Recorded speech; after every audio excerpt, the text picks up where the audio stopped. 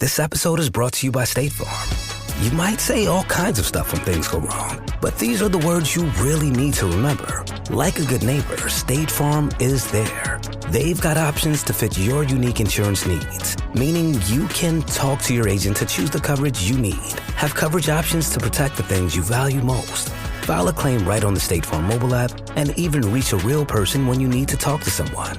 Like a good neighbor, State Farm is there. This episode is brought to you by Peloton. Everyone has a reason to change. Growing old, heartbreak, a fresh start. Whatever it may be, Peloton is here to get you through life's biggest moments with workouts you can do on your time and motivation that keeps you coming back.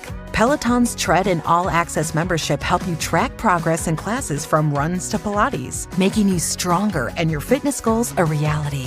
Find your push, find your power. Peloton. Visit onepeloton.com. This is Optimal Relationships Daily, 3 Principles to Facilitate Change by Chalene Johnson of ChaleneJohnson.com. 3 Principles to Facilitate Change. We all know someone who we'd like to change. By change, I mean you'd like to see their behavior or habit change. This could be someone at work, like your boss, or at home, like your spouse or child. Everyone has habits that may annoy you. You may see these habits as destructive or unhealthy or simply frustrating. But no matter the person and their relationship to you, these 3 principles will get you well on your way to change someone's behavior nicely. Principle number 1. It's not personal. From the start, it's important to remember that this habit or behavior that you don't like isn't about you. They don't keep doing it after you ask them to stop because they want to annoy you, don't love you, or find you unimportant. It won't be just because you ask them to stop that they change their behavior either. No matter what their attitude or habit, remember that in their eyes, it serves them a purpose, and that purpose has nothing to do with you. While you can support them and give them love throughout, the actual change has to come from within them. The power of their current behavior is so strong that they haven't found a way to make the change you suggested, and they've learned this behavior early in childhood, which makes it even more difficult to live without. The best thing you can do is to remember that it's not personal. It's not about you. Instead, put all your focus on and listen to them. You have to become a detective here, and through listening to what they talk about and bring up, you'll get clues into why they continue with their behavior and both how and why it works for them. 9 times out of 10, the behavior was learned in childhood, and because of their experiences through life, they've learned to behave a certain way. Here you should listen, ask questions, and pay attention to their answers. It's not personal. The focus should always be on them, and you'll get closer to understanding the basis of their action. Once you start to understand this, the rest will become clearer. Principle 2. Giving up control is scary. When you're trying to help someone improve their lives, it's not the change that scares them. It's giving up the control. In order for someone to be able to change, whether it's a little habit or a big one, they have to feel in control throughout the process. You can help them feel in control by working on the timing of when you bring up the change. If you bring up change during a conflict, everyone will be in a defensive mode. Think about when you were in an argument with a friend or spouse and they suggested you do something differently. You were probably defensive and immediately against whatever they said. Instead, bring it up after the argument has cooled off. Try when both parties are calm and relaxed. Then they're more open to anything being said. If someone feels loved, supported, and is in a calm state, they're more likely to discuss making a change with you. When bringing something up, make sure you keep the focus on yourself and your feelings, not the other person. One example in a marriage is the early bird and tardy spouse.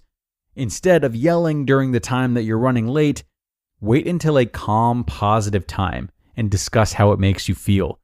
You could say something like, "It makes me feel very uncomfortable when we're late. I know you're trying and it means a lot to me when we're on time.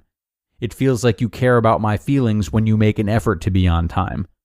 By keeping the focus on you, you explain how you feel and why you'd like to see the change without anyone becoming defensive.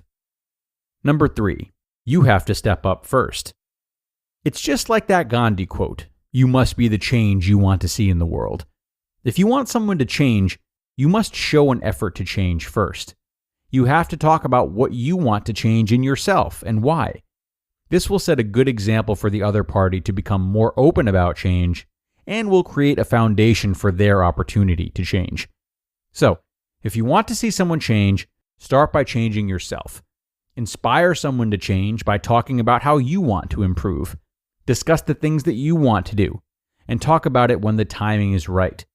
When someone feels good about themselves, when they feel happy, loved, and supported.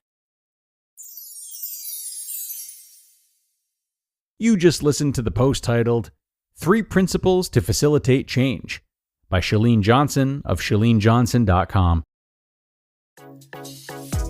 Nordstrom brings you the season's most wanted brands. Skims, Mango, Free People, and Princess Polly. All under $100. From trending sneakers to beauty must-haves, we've curated the styles you'll wear on repeat this spring. Free shipping, free returns, and in-store pickup make it easier than ever. Shop now in stores and at Nordstrom.com.